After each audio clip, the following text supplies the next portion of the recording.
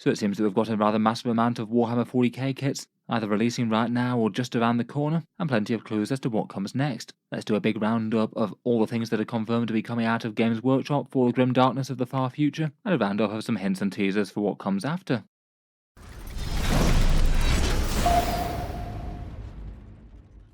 Hello and welcome back to Warspecs Tactics, where today I thought we'd talk about model kits current and future, with a big overview of Games Workshop's rough release schedule for the rest of the year and 10th edition, or at least what we know so far.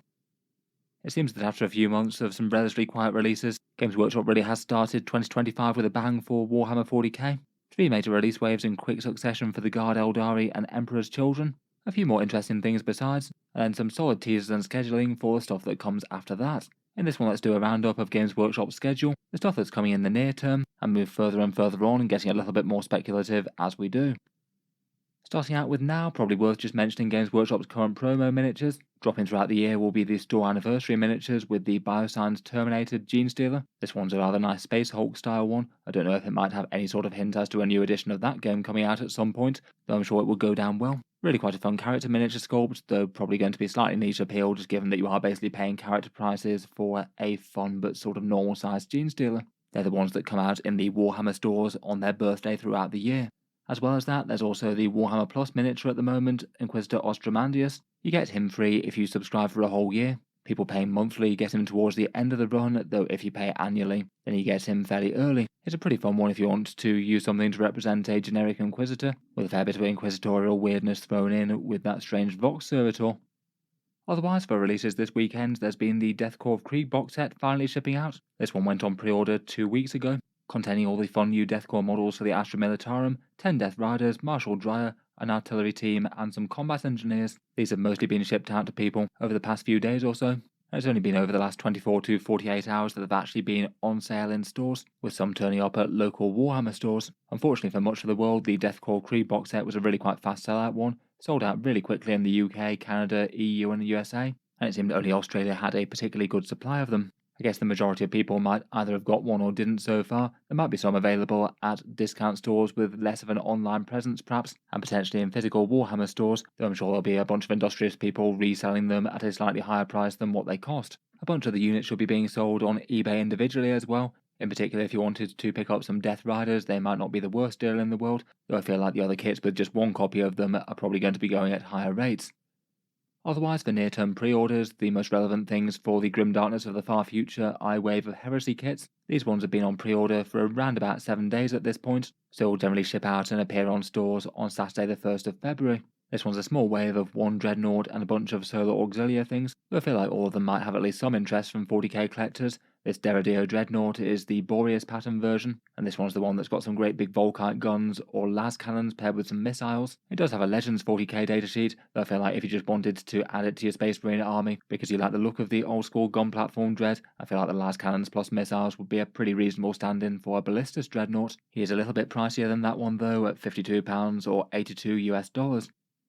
Otherwise, beyond that, there's a trio of things for the Solar Auxilia, the Arvis Lighter Light Transport Flyer, the Malcador Infernus with its fun great big flamethrower with a tour-long fuel tractor behind it, and the Valdor Tank Hunter, all previously resin kits that the Imperial Guard could field in Warhammer 40k, these patterns of them geared towards the Solar Auxilia and fieldable in the Horus Heresy version of the game. Again, they generally have Legends rules though, and I feel like at least a fair few people will be interested enough just for looks and feel of the models alone. The Arvis Light is $84, the Malcador Infernus $110, and the Valdor Tank Hunter is $90.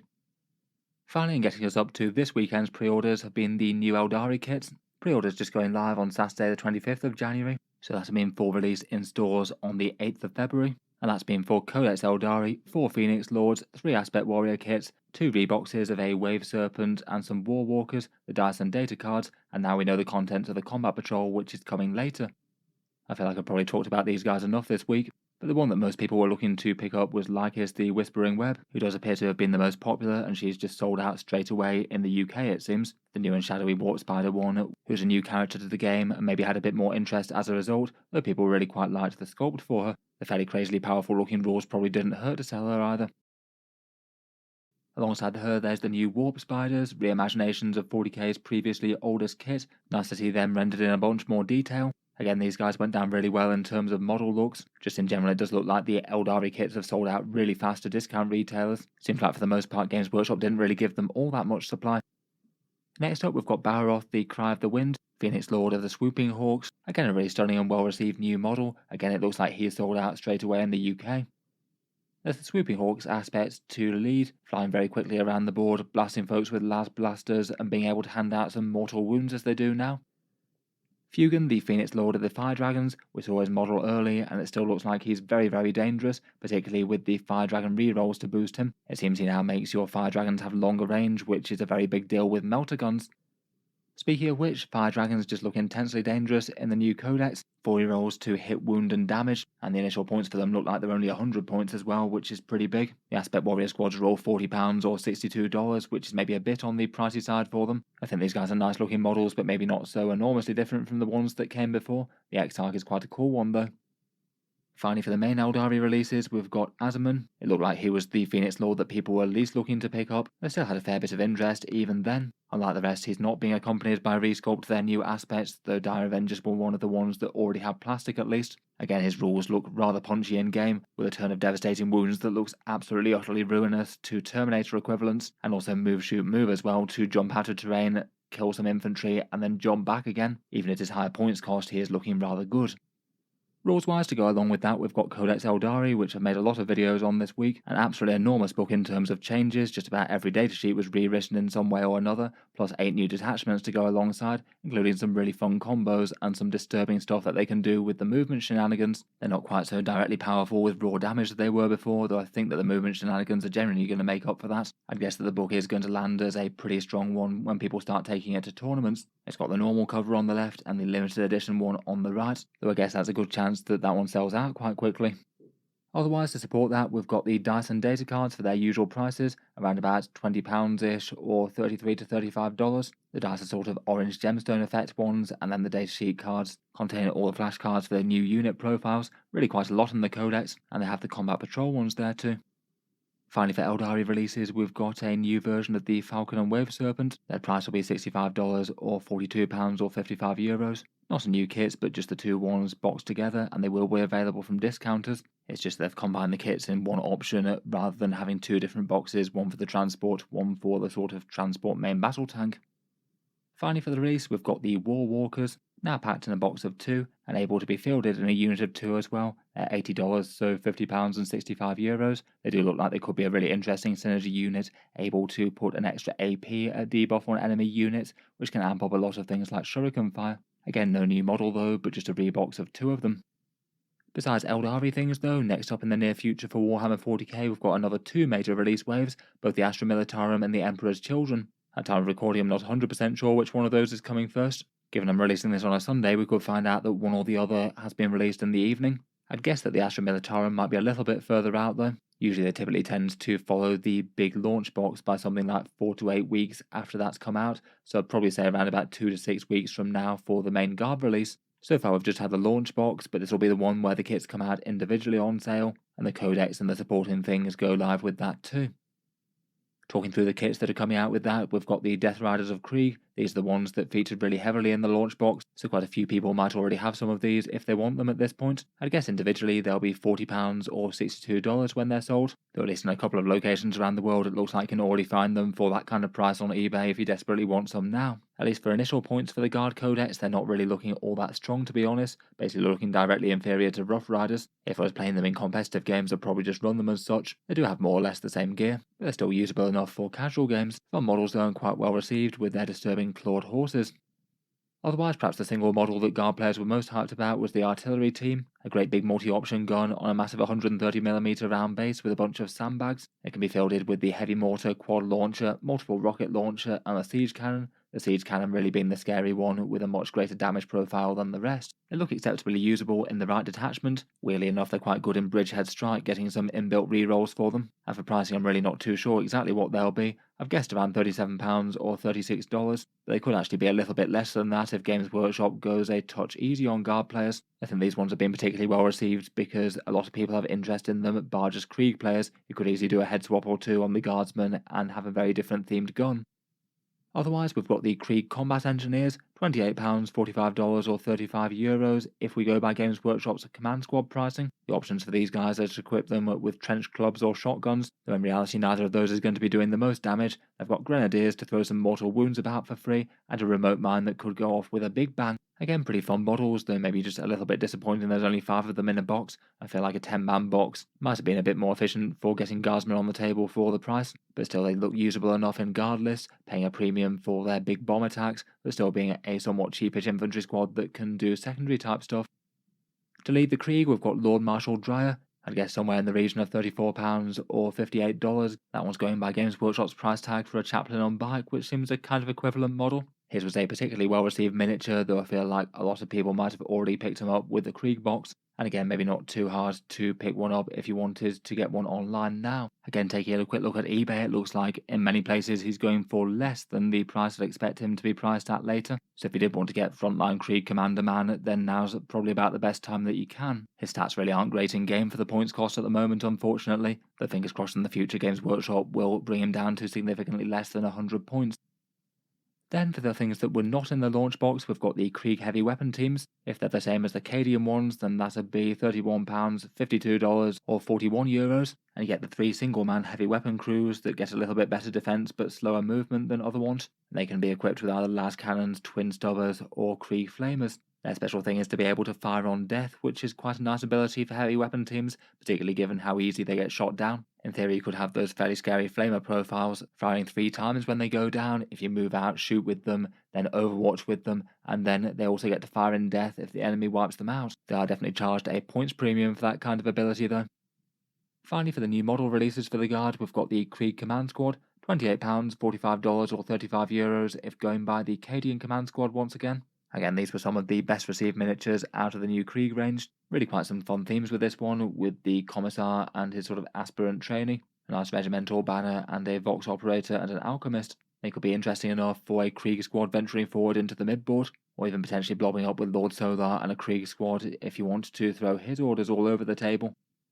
Finally, beyond new models for the Imperial Guard, we've also got the new combat patrol that should be coming out for them, this one called Draiden's Lance. In this one there's a Cadian command squad, 2 sets of 5 Rough Riders and 10 Cadian Kazakin. On the numbers it looks like it's around about a 31% discount buying those kits individually, though the points in the box are kind of tiny at 300 points, which is one of the lowest combat patrols for actually getting points on the board in all of 40k.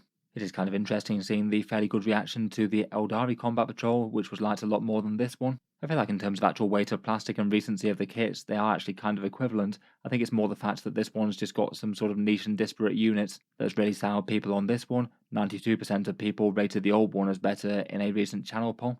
I feel like the Command Squad and the Kazakin are interesting enough. I think it's more those Rough Riders that not every Guard army really vibes with the style of quite so much, and it's also kind of odd that the Cadian Command Squad can't even lead anything in this box. I still don't think it's completely useless and could be okay as an expansion to add these units to a growing army. Rough Riders are quite strong in game at the moment, but just maybe a little bit unhelpful, and it neither really gives you the core of the army nor really any good amounts of points on the board, as generally Guard need tanks for that.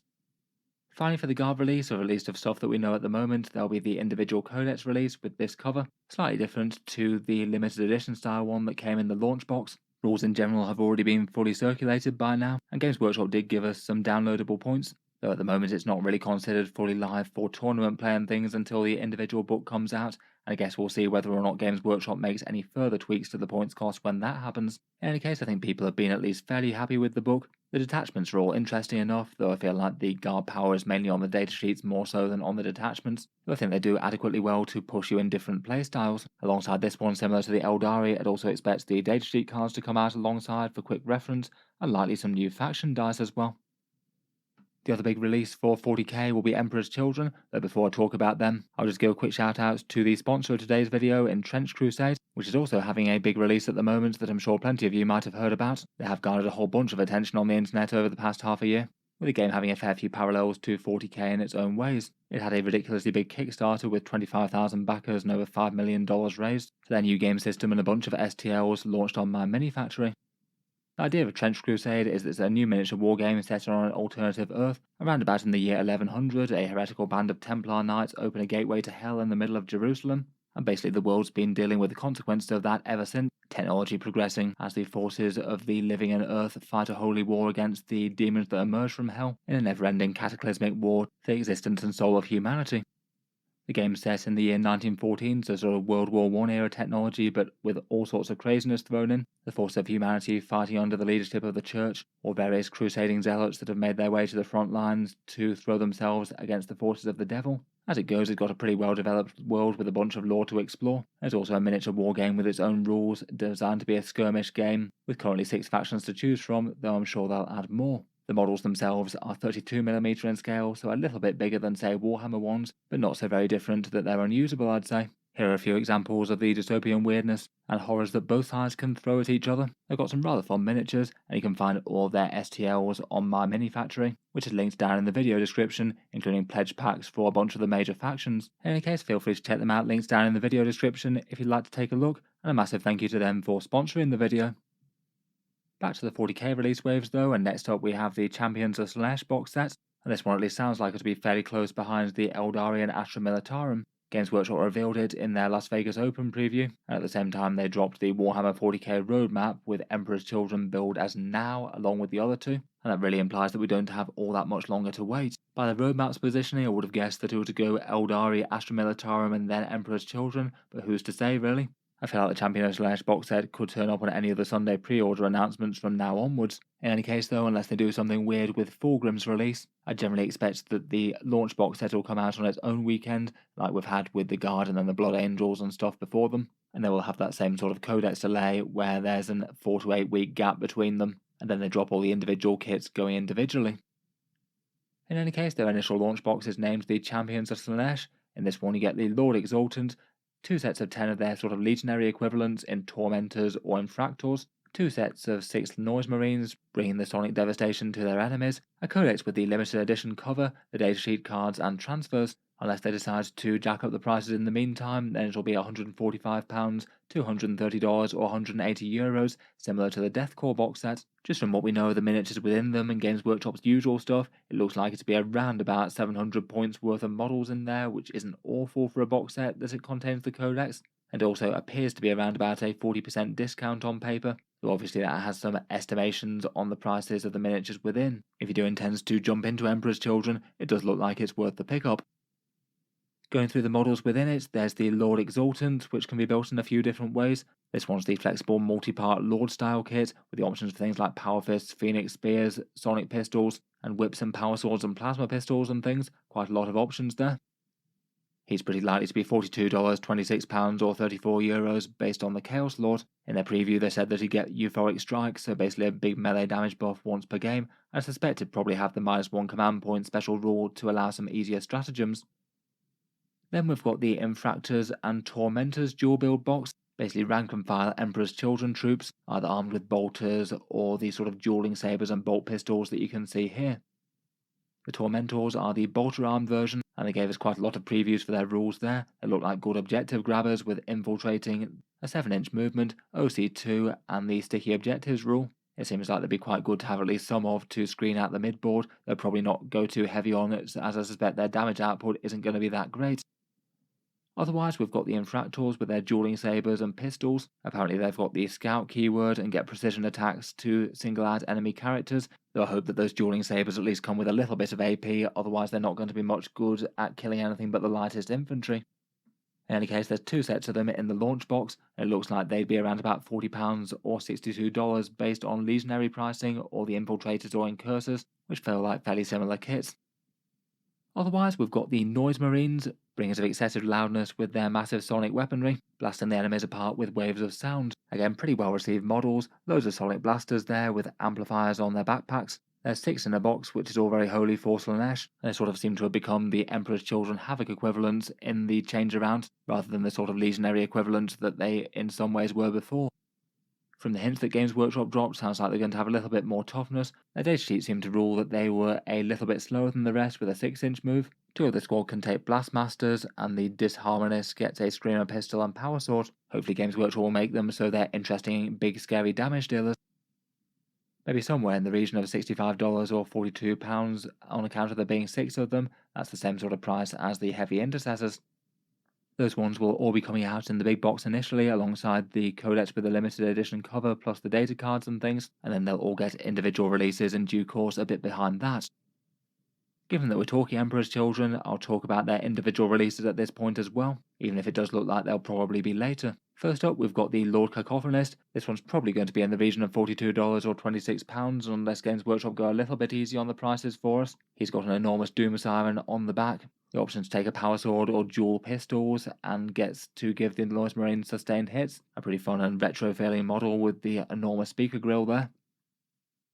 The Emperor's Children have a new dueling elites choice in the Flawless Blades, likely £37, $60 or €47. They've been augmented with a whole bunch of demon gifts from Slaanesh with a lot of mutations, though apparently rejecting outright possession. I guess they'll be priced somewhere between this and the 8-bound, which I think are a little bit more expensive. They're likely to be really quite fast and hitting with Bliss Blades, probably some damage to power weapons in close combat. Apparently they have some sort of rule which means they get a melee boost that risks either harming or killing them if they don't get any kills, as apparently Slaanesh looks unfavourably on lack of perfection. The Flawless Blades will also be coming out in Combat Patrol Emperor's Children as well. That one will have the Lord Exultant, 6 of those, and then 10 Infractors or Tormentors. Kind of similar vibes to the Blood Angels one for that, for better or worse. I guess it might be helpful enough that you could get this one and the big box to have really quite a good contingent of troops, a couple of the core characters, and then a good amount of both sets of elites. Put those together with Fulgrim and Lucius, and you'd have a pretty all-encompassing set of the new range, though still it's not exactly the biggest amount of models in the box. It looks like the discount is kind of similar to other ones from what Games Workshop tend to sell, around about the 30% mark or so. And again, this one looks like it's around about 500 points in the box, just given of the units and what we know they do so far. Otherwise, for the Emperor's Children, we've got the 2 named characters, Lucius the Eternal with his rather fun new mini, the Lash of Torment swooping around him and gesturing out with the Layer Blade. He'll be the Games Workshop Epic Hero price tag of £28, $45 or €35, and he has his all very fun lore about taking over the body of the person who killed him.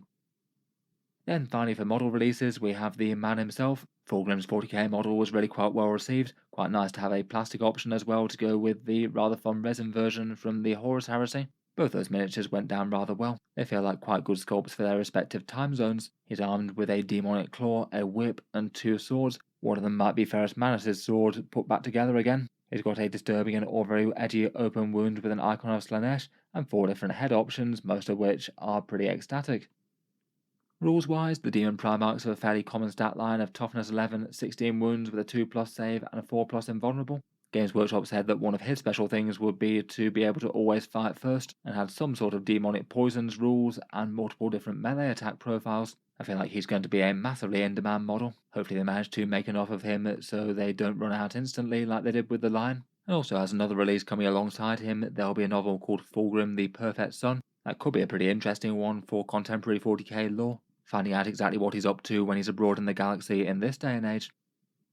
Finally, we've got the rules things with Codex Emperor's Children with the individual release following up the big box. There'll be an all very Slaanesh 6 detachments within it, and given that it's folding in the Slaanesh demon units alongside the unique Emperor's Children stuff and the generic marine units, there's probably going to be at least some detachments to help out demons or allied demons in different ways. They did confirm a bunch of Space Marine units that would be within it.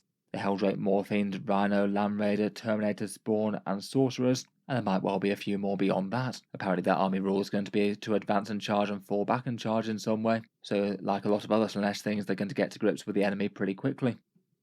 Again, like the Guard and the Aeldari, they'll also have some datasheet cards coming alongside as well. Overall, it's certainly a busy time for big Warhammer 40k releases. We've got an absolute ton of stuff on the near horizon. It is pretty hefty to get 3 fairly major faction launch releases all at the start of the year. Moving on though, besides the big 3 things that have been coming out, there's a whole bunch of other 40k releases and other adjacent things that are happening in the mid to near future. First up, we know the identity of Combat Patrol Aeldari now. It's going to be a Spirit Seer, 1 set of 5 Wraith Guard and 2 sets of 5 Dire Avengers and 1 unit of Warp Spiders. This will replace the previous one with the Jetbikes and Wraith Lord. And while that one was a good one, I'd probably still argue that this one is a slight downgrade compared with the vast majority of Combat Patrols in 10th edition, which feel like they've got way worse. This one was welcomed with at least a fair bit of positivity. It looks like again it'll be around about 500 points or so in the box, and at least having a fair bit of plastic in here as well, given the Aspect Warriors, some of which are entirely new models. Again, not really too bad on the metrics as 40k goes. Given that we've just had the main Aeldari release, I'm guessing that this one will come out sometime within the next 2 to 4 weeks after that. No guarantees on that though. Games Workshop have kept some factions waiting a long time for their combat patrol after the main army drop. Otherwise, for some individual releases, we've got the Orc Tankbustas that need their individual kit to come out. They had their launch in the Ratlings in that Brutal and Cunning box set, and I'd guess that when their eventual models do come out, they'll probably be in the region of £42 or $65 US. That's based on some of the cheaper ones out of the current existing Kill Team kits. They do tend to be kind of pricey, and I think it's unlikely that these guys will be priced less than that, even if there aren't many of them in the box, at only 6 of them and 2 bomb swigs. Currently in game, they're kind of immense, with both the Breaker Boys and Tankbustas cropping up in competitive lists in a lot of different places. Orcs maybe had a bit more trouble than most with taking down tanks and vehicles, and these look like a very credible solution to be able to do so. And particularly Tankbustas are doing rather well in Tactical Brigade, where they get quite good at killing other non-vehicle things too. Otherwise, alongside them, we've also got the Ratlings, and again, given the small stature of the models, I'd at least hope they'd be on the cheapish side of kill teams, probably in the region of £42 or $65 once again. Their datasheet in the Guard Codex has been a bit on the niche side typically. It's 5 for 60 points or 10 for 100 points in the latest Codex points. In general, infiltrators tend to get used in small units, but at a fairly big discount, plus actually getting fun upgrades like the lethal hits and tank stopper rifle. Maybe a few people might try on 100-point units. They're pretty fun models in any case, with a whole bunch of character and a whole bunch of little mini heroes here, able to be assembled as their kill team specialists or some more basic sniper rifle armed ones. There might be just a little bit more on the niche appeal for Astra Militarum though, maybe not gelling perfectly with every single regiment's vibes. Otherwise, for 40k adjacent things, we've got a whole host of Horus Heresy character sculpts. Games Workshop have been fairly consistent with keeping these coming on their Heresy Thursdays, and now they've built up quite a bunch of expensive resin character models to come out. A few for some individual legions, but a fair few generic ones as well. As ever, these do have some interest for current 40k collectors, being able to fill in for certain fancy characters in either loyalist or heretical armies, where particularly for characters it often makes sense for them to be wearing fancy relic armour. For these ones, we've got a fun Iron Hands Praetor, which is nice to see some representation for them on the tabletop, a Space Wolf Caster of Runes, which I think would be great for a Rune Priest, an Iron Warrior Warsmith with a great big hammer. He's in some big chunky Cataphracti armour there, and there's also an alternative pose for him that's being sold at Warhammer World. And then there's a bunch of more generic Consul Heralds, 2 sort of ancient style ones with a Traitor Herald and a Loyalist one, and then a couple of guys to oversee the rank and file, a Traitor Overseer and a Loyalist one once again. The Traitor one has some fun Word Bearer style vibes I think, and the Loyalist one has some overlaps with a rather regal looking chaplain maybe, if you wanted to press gang him to use into the 41st millennium. Bearing in mind that these will all be Forge World resin, so a bit on the pricey side versus Games Workshop plastic kits, often more in line with their epic hero kind of pricing as opposed to their standard plastic characters, which I'd already say are pretty expensive. Finally, for the Horus Heresy, there's also this Thanatar Calyx Automata. As ever, kind of a shame that you can't fill these in 40k AdMech, maybe work just a little bit suboptimally for a bunch of different proxies. I'm sure there'll still be a few devout servants of the Omnissiah picking one up to paint. Back to 40k miniature releases, and another one that we had confirmed at the Las Vegas Open preview was a unique Cadian Command Squad. This one will be one of Games Workshop's commemorative style miniatures, so basically we'll have a limited run, stick around for a bit, and then go away again. This one's Minka, Lesk and her Hell's Last Command Squad. She's a guard character from the lore, risen through the ranks to commander status. She's featured in a few Black Library novels already, and there's going to be another one out fairly shortly. I can't say I know much about the books to be honest, though the other miniatures alongside her do seem kind of fun. A rather cool Imperial Priestess banner bearer, a menacing commissar holding the power axe behind his back, and a grizzled looking veteran melter gunner. I feel like these commemorative miniatures don't usually tend to be excessively priced versus the rank and file ones, and the Cadian Command Squad is £28 or $45, so hopefully we'll be on the same sort of lines as that. I don't know whether or not they'll pay a bit of an epic hero tax on that. Otherwise, probably on the same sort of time frame within these sort of release ranges, we'll probably get Games Workshop's next balance data slate update. Usually they do one of these every 3 months. The last one was mid-December, coming a little bit earlier than expected, and if they stick to that time frame, then the next one will be sort of mid-March-ish as a result. My guess will be that it won't be quite as big a deal as the last one, maybe having a bit more of an emphasis on points as opposed to FAQs and rules changes. They did say in the last one that they wouldn't be shying away from making rules changes in each update now if it made sense, rather than keeping to their points updates then rules update alternation that they've done before. So far we've not really got any specific hints for it. Perhaps one of the most obvious things that could use a bit of help would be the Sisters of Battle right now. They do seem to have been living up to the doom and gloom that they had after their big nerfs last data slate. I feel like even just something like undoing a bunch of the last nerfs would be fine. The Imperial Agents would certainly like some help if they're even deciding to bother balancing them as a competitive faction, and I guess a bunch of stuff will be reined in on the top end of the meta. Perhaps one of the more obvious armies that seems to be sticking its head above the parapet are the Ultramarines and Guilliman right now, really quite a handful to deal with loads of raw strength. Otherwise, for Games Workshop updates and things on the horizon, maybe the next preview show could be at Adepticon potentially. That's been March 26th to the 30th this year. I think that's usually the next major preview show that they tend to do after the Las Vegas Open, so hopefully that'll be when we get a clutch of new 40k reveals and things, and probably some kill team stuff as well, given that they didn't do that last time around. Feels like we've got more than enough 40k releases to tide us over until then, and maybe this one will start to reveal stuff from the next crop of codexes which they'd already confirmed. Speaking of which, we've got the Deity Legion Codexes coming next. On their roadmap, they said that these were the next 3 that will be coming out, previously stating that it would be World Eaters at World Easter with their December previews, so maybe a hint as to the time frame there. That would be around the 20th of April if that's true, so potentially it could tie in quite well with some model reveals at Adepticon, and then books and codexes going on sale on the 20th or thereabouts. I guess it could be possible that they do them all in one enormous release weekend, maybe alongside the Emperor's Children, though I guess there's a good chance that the Emperor's Children come before then. One of the major things that's happening with these releases is it looks like the Demons are going into the Deity Legion Codexes. We don't 100% know that the Demon Codex or the Index is going away at this point, though it does seem a lot of people are expecting that it will. Usually with 10th edition codexes, Games Workshop have had a bit of a pattern at this point, usually at least one miniature, offering a character if it's a minor release, redoing the Combat Patrol box set, and also often having a big launch Battle Force box set. One of the only ones that's missed it in recent times are the Aeldari. For the Death Guard, we know that their new miniature is going to be this Lord of Poxes, a great big power armoured figure with a massive plague weapon on his back, and also equipped with a spore generator type machine and things that might debuff the enemy nearby, and also provide some sort of cover style benefit to the Plague Marines that he leads. It seems there's at least a reasonable chance that he could be the only Death Guard model that they get, though it's not impossible they could get something else too. For the Thousand Sons, the biggest teaser that we've had so far is the potential for some sort of new psychic automata, from the lore teaser in Pariah Nexus, to try and operate within the Necron's cursed area of space. They deploy some automata that wouldn't be as affected as their Psychers and Rubricae would by the stilling, and the lore segment just made a really big deal of them, bigging them up to be ancient automata they've then infused with demons, and then put a whole bunch of Blackstone in, and also some ancient AdMech tech. Seems kind of fun, and people are expecting that these Rumour engines might well be small pictures of them. It looks like they've got this sort of Thousand Sons stripe thing on the front of that shin guard there. Certainly could be something else though, maybe something Dark Mech or Chaos Knight. Otherwise, for the World Eaters, the single biggest teaser that we had last time around was the Berserker Surgeon. He was just enormously mentioned in the lore as the creator of the 8-bound and making the Butcher's Nails and a bunch of other stuff. It was kind of surprising not to see a miniature for him last time around, and he seems very likely to turn up if there's an individual character release. I think a lot of people are hoping for a full release wave. Juggernaut Cavalry, Red Butchers, Terminators and Cornate Demon engines would all be greatly appreciated, though it maybe just seems a little bit less likely that that's going to be happening, given that they've had 3 major 40k release waves come out, and then the World Eaters are going to be shortly after that. I guess we'll wait and see on that front.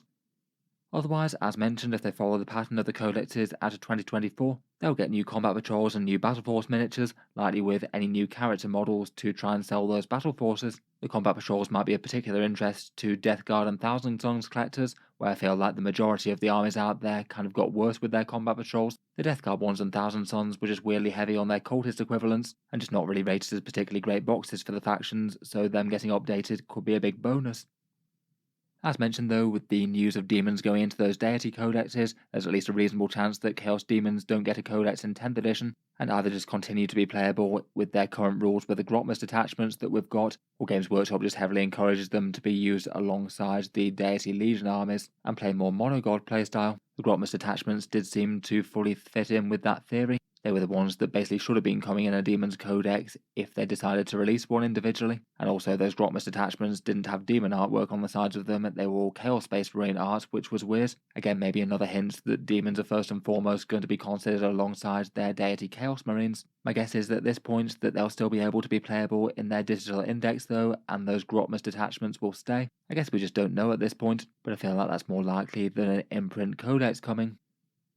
Perhaps another release to mention for 2025 in general is the Combat Patrol magazine. This one's the weekly Hachette Partworks magazine that's been coming out around the world, following on from Conquest and Imperium. In the UK, we're currently around about issue 20 at the moment, which is the rather good one with the Chaplain Biker. And for the next 10 to 20 weeks or so, it's going to be Aeldari and then Chaos Space Marines for UK collectors, with a bunch of other collectors around the world potentially being interested enough to see when it comes out in their area. There are some tentative teasers that it could drop in the USA for spring 2025, but I haven't heard that that's confirmed yet. I think they've started rolling out in Germany, but hopefully they do start in the USA and various other places around the world, as a fair few of the issues were pretty helpful for Space Marines or Tyranid collectors. Out of the particularly good sets from the first run of them, the Captain and Prime in the first one was rather great, the Von Ryan's Leapers, the Barb Gaunts, the Terminator Librarian, and the Parasite and the Biker Chaplain. They were all particularly good issues if you can buy them individually. You can subscribe to the whole thing and get premium discount stuff and a bunch of other stuff like that as well. In general, I wouldn't say that that's quite as good a deal, given that you'll be just getting a bunch of stuff that you want and some stuff that you won't. It's more sort of a subscription for the entertainment of new Warhammer miniatures to paint up each month, though I must admit that'd be far more than I could handle on the painting bench.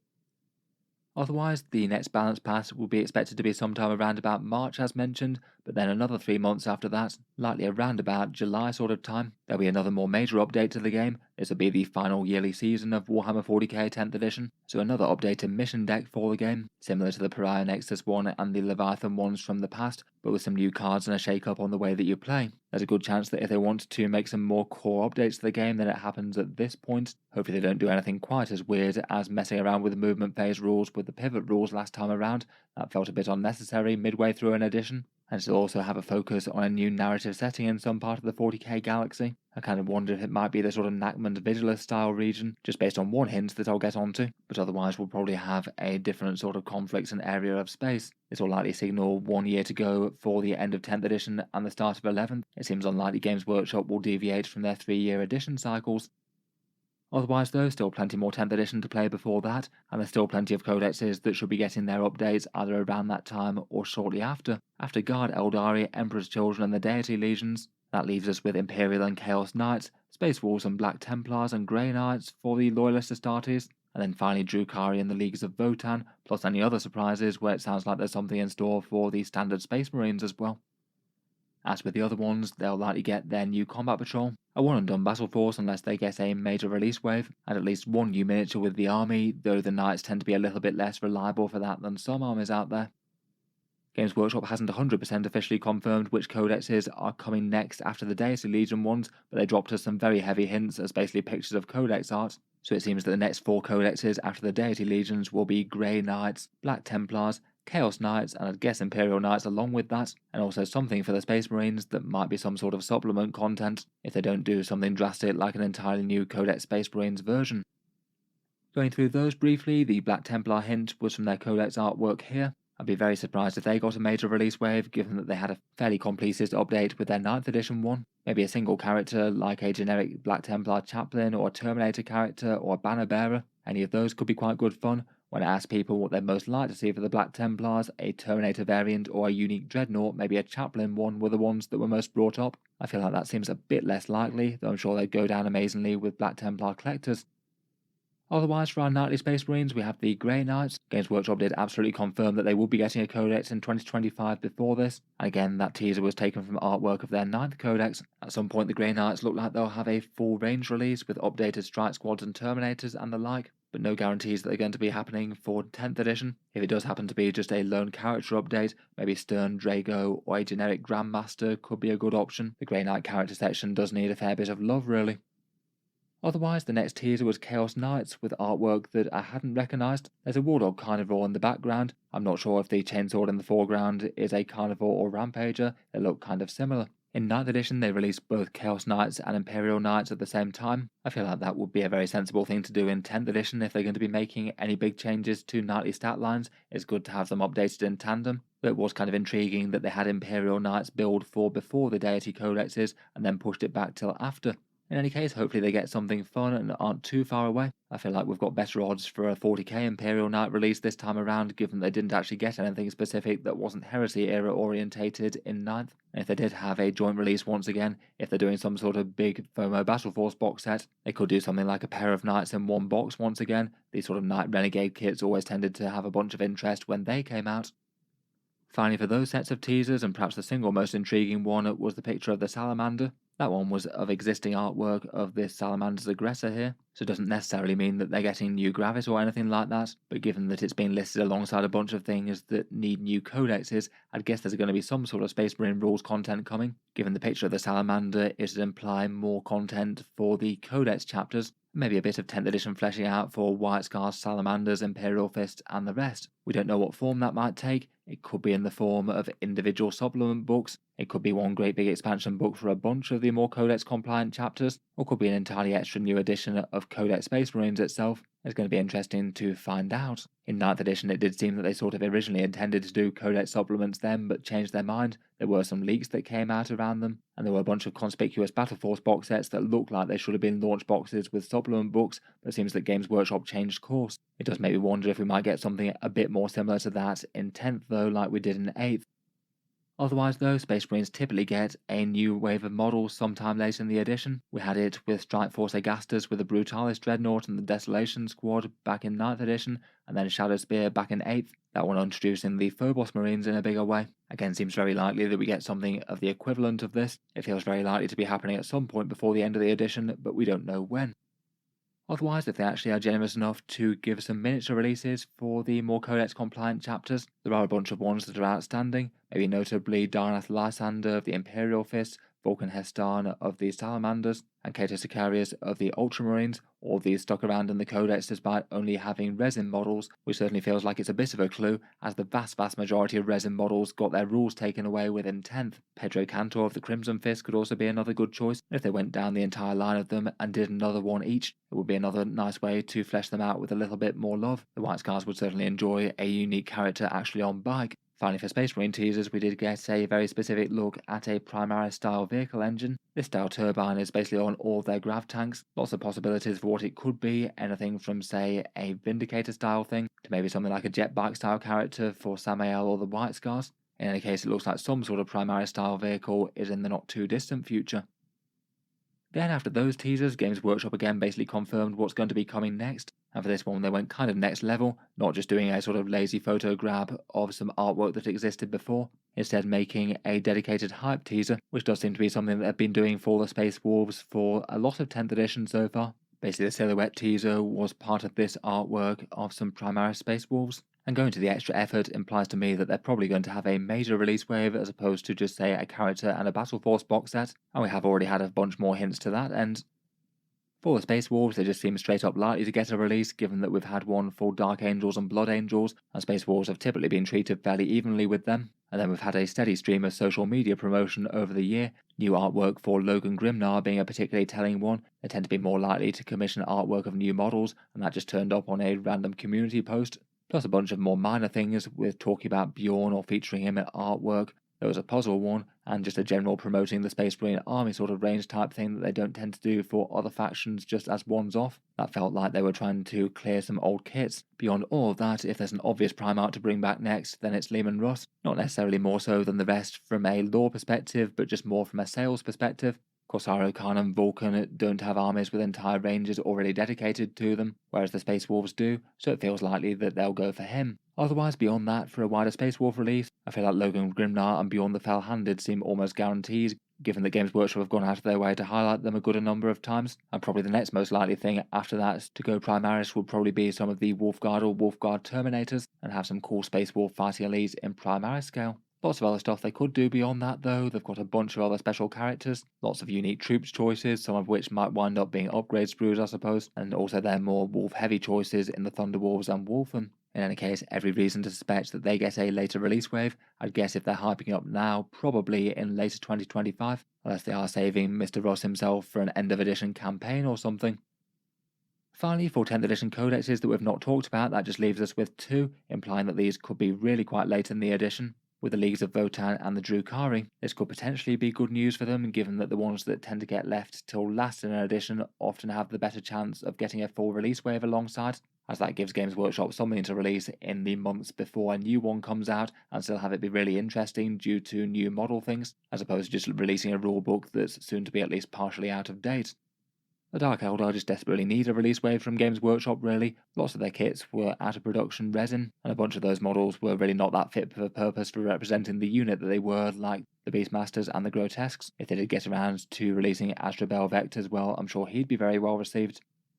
For the Leagues of Votann though, I think most people are strongly suspecting that they'll get at least a fairly solid second wave release wave in 10th. Their army has got a good bunch of units that doesn't really feel like they've been made up to the sort of level that most of the other factions have just yet. For the most obvious teasers that they've had, they've got this jump pack guy, and I'm sure we'll see a full squad of him, given that's just a very common 40k trope in general. I feel like some sort of mech suit walker or maybe land speeder type equivalent would be good things to add to their range. Again, really good 40k tropes that would be good to see done Space Dwarf style. And we have had a few Rumour engines for them as well, including a mechanical hand clutching a clearly Leagues of Votann toolbox, and some sort of scanner projector type thing that looks like it's looking at a Fortress of Redemption. Again, that seems to be more likely to be Leagues of Votann versus the rest. Not too sure what the toolbox one will be for, given that they've already got an engineer style class unit, but it should be fun to find out. Otherwise, and running parallel to this will be the Kill Team releases. It seems their normal cycles for these are now around about 3 to 4 versus box sets per year, and in general this should be a good running in tandem thing to regular Warhammer 40k, tending to have a mix of entirely new units tending to be done really quite nicely and properly, alongside other things that have a unit and then an upgrade sprue thrown in. Some of those feel maybe a little bit cheap and not really adding too much, but then other ones like the Night Lords have been really well received. I feel like they might be best when they're representing factions that don't really have a whole load of focus in 40k. I feel like if they wanted to dig into some other Chaos Legions or Guard regiments, that'd be some of the most welcomed things. This one's maybe going out on a little bit of a limb or a wing, I suppose, but one thing that looks like it could well be Kill Team might be this Rumour engine Cherub wing. It does look like it's done in the exact same styling as the ones that you can see here that typically accompany the Sisters of Battle. The Sisters have had their Codex and don't really have any obvious releases to be coming out in the near future, so it makes it at least fairly likely that this could be a Kill Team for them. And if so, they do have another fairly obvious choice that they could go for, which would be Bolter-armed Celestians. I think an option that went away in the 10th edition Index reset. That's a choice that they've had for a really long time in the past, and it would be good to see them back. Kill Team does seem to be pretty much the perfect way that they could do so as well, releasing some bits to upgrade a regular Battle Sister squad and give them a bit more bling and some veteran sort of style. That's all very speculative from this one teaser, but it wouldn't surprise me if that turned up as a Kill Team. Of course, it could be something entirely different. Again, looking at other game systems, we'll get some Heresy era releases dropping fairly constantly. Games Workshop's roadmap for 2025 only gave us that there will be something each month, plus some tanks. I guess we've seen at least some of the tanks come out. They do still have plenty left in resin. They could do a plastic Fellblade, for example. Some of these could be really interesting to 40k collectors when they get around to them though. There's a whole ton more things that they'll be wanting to update, from resin to plastic for the Solo Auxilia range and the Mechanicum range. Both of those had big launches but are still half done. But perhaps the most interesting possibilities for 40k collectors are Custodes and Knights, both of which have big overlaps. They did a bunch of the Cerastus pattern Knights, but also for the Heresy they've got to update the Atropos, Moghera and Styrex Knights, plus the Armiger Moirax. I'm sure 40k Knight collectors of both Imperial and Chaos Knights, there'd at least be some good demand for those. And perhaps another very intriguing bit could be when they redo the Forge World Custodes units and the Sisters of Silence. Again, they look like they certainly are going to get an update at some point, given that basically Games Workshop is doing the entire Heresy range in plastic. Custodes are a pretty popular army, it seems pretty inevitable. I think there were a bunch of other Sisters units teased in the rules that will likely get plastic eventually. I really hope that Games Workshop do embrace the opportunity to be able to fill them in both Heresy era and 40k, and nothing bad happens to them like the Legend of the Horus Heresy going away for the Space Marines at the start of 10th, but provided they don't do something disappointing like that, it could be a nice way to get your hands on things like plastic Caladius tanks or Venatari, and I'm sure lots of people will be interested by the Dreadnoughts as well. Otherwise, to round up some other potentially far out or speculative things, there were another couple of Rumour engines that look kind of specific for 40k. Some sort of great big warped possessed demon chainblade type thing. This one's a clearly chaos fusion of flesh and metal, and it doesn't seem to have been anything in the Emperor's Children sort of release. Maybe could be something World Eaters related potentially, maybe Chaos Knights or even a Chaos Space Marine release like Mutilators. And then on the right we've got a sort of glowing energy weapon type thing. The lightning and sort of ball of power type thing makes me think something Necron as the first thought. I feel like the styling on it maybe is a bit indistinct though, to the point where it could genuinely be a gun barrel for a bunch of different factions. Maybe not impossible to be a big gun for the Leagues of Votann as well. Otherwise, in getting into 40k narrative progression and the end of the edition, there was one fun teaser in a Warhammer community article that might have suggested that the narrative is shifting back to the Nachmund Gauntlet. As mentioned, first up we had the Leviathan as the main setting, and then the Pariah Nexus. Neither of those really left resolved as narratives, but more sort of open active war zones that we're yet to find out the end of. In a teaser article with some Ratling type things, they talked about a bunch of these and then had a rather ominous bit on the Nachmund gauntlet with it all ripped up and covered in blood. So it feels like that could be a central area of focus at some point. We've already had several waves of lore about that, with Harkon and Abaddon the Despoiler fighting against Marneus Calgar and many others holding Vigilus, and then a wider campaign for Sangua Terra and the Sanctus Wall. Basically the Imperium and the Chaos having a massive punch-up, trying to wrest control of one of the few stable passes through the Great Rift. Potentially that whole thing could tie in with an end of edition campaign if they wanted to. Last time we had the Arcs of Omen, the whole Vastor narrative, building out the Great Arcs, reassembling Caliban, and then going off in search of yet more technological terror. Looks like Vastor's now messing around in the Pariah Nexus, but typically Games Workshop do a list of book releases like this. We had the Psychic Awakening in 8th and Gathering Storm in 7th. This often tends to coincide with major lore figures getting reworked in one way or another. They aren't really too short of options to do that right now as well. Maybe Huron Blackheart could be a fun one for the Chaos Space Marines. As mentioned, there's a bunch of Loyalist characters that could get focus, and does feel like it could be a big potential for really major players out there as well. Maybe Lehman Russ or Astra Belvex or others. In any case, these books tend to drop in the last 6 months before 11th edition, so should likely be releases after Christmas, starting out in 2026. In the 9th edition one, they gave us the Boarding Actions expansion. That was generally maybe a bit better received as opposed to being sort of mandatory expansion books to buy that would get outdated really quickly. I guess we'll see whether or not they go for something similar with a different expansion or not. Talking of Vastor, and with the Emperor's Children being the latest major faction to gain full faction status in Warhammer 40k, I still feel like a Dark Mechanicum faction release is probably on the cards sooner or later. A really popular fan faction, which when I did polls in the past often tended to poll near the very top of armies that people wanted to see. And by making Vastor a major lore player, they've given themselves quite a good narrative device to make that happen. Games Workshop certainly haven't given us much indication that they're going to slow down on the major faction releases, getting Votann and World Eaters in 9th, Custodes, Chaos Knights and Death Guard all in 8th, and I feel like they're going to be looking for new armies that no one's bought at all before, so they can sell us lots of shiny plastic toys. Feels maybe a little bit unlikely they're going to turn up in 10th edition at this point. They're still probably not entirely impossible. I really think that there'd be a reasonable chance in 11th though. Speaking of which, 11th edition is still a really quite long way off, over a year and a half by Games Workshop's current 3-year edition cycle that I really don't think that they'll abandon. It feels like it's been a major thing in the massive growth of 40k over the past 10 years or so.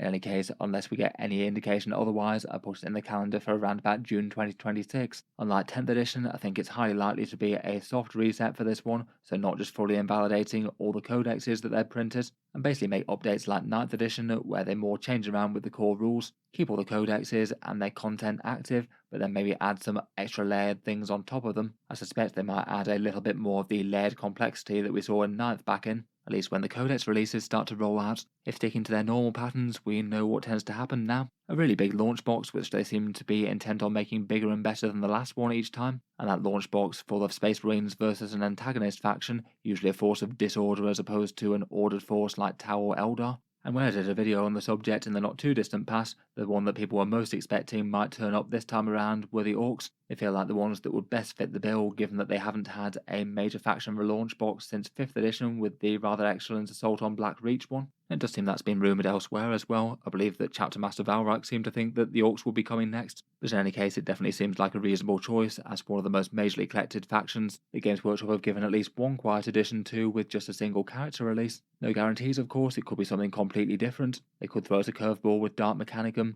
flesh out one of the Deity Legions, or just go for core Chaos Space Marines once again. Definitely a whole bunch of possibilities. It just seems very unlikely that it won't be standard Space Marines on the Loyalist side. For the Loyalist Space Marines, it seems likely that this will be the death knell of the remaining Firstborn kits, either being updated or removed from sale and sent to Legends. Vanguard Veterans, Tactical Marines, Rhinos, and maybe some of the other Rhino chassis variants like the Whirlwind and Vindicator might be in the crosshairs. There's a huge amount of things that they could do, just perhaps with various degrees of likeliness. They'll likely feature in the launch box and then starter sets after that and get 2 codexes with further releases. So as usual, a good time for the Space Marines and one other faction that gets a whole bunch of focus. I certainly wouldn't be against Orcs myself, and I'd be able to use both sides of the box set. In any case though, I'll leave the rather enormous roundup there for now. Let me know your thoughts on all the upcoming 40k releases, confirmed and speculative. Look forward to hearing all your thoughts down in the comments. As mentioned, a big thank you to Trench Crusade for sponsoring the video. If you want to check out their rather grim, dark and dystopian model release, then that's happening right now. There'll be links down in the video description if you want to pick up their STLs from my mini factory, various bundles for the different fun factions out there, and those ones will be available till February the 13th, I understand. In any case, might be of interest to some of you, particularly those with the 3D printers out there. In any case, feel free to subscribe to Auspex Tactics if you'd like to see more like this. I'll certainly keep the regular 40k videos coming, with new ones out just about every day. If you've been enjoying all the videos on the channel and you'd like to support, I do have a Patreon page as well, links down in the video description. Channel backers do get a few advantages, seeing certain videos early, regular votes to see what sort of things come next on the channel, and automatic entry into the regular prize giveaways with a chance to win some big model kits each month. If any of that sounds good to you, or you'd just like to help support, the link is down in the video description. In any case though, an enormous thank you for listening, and I'll hope to see you guys next time.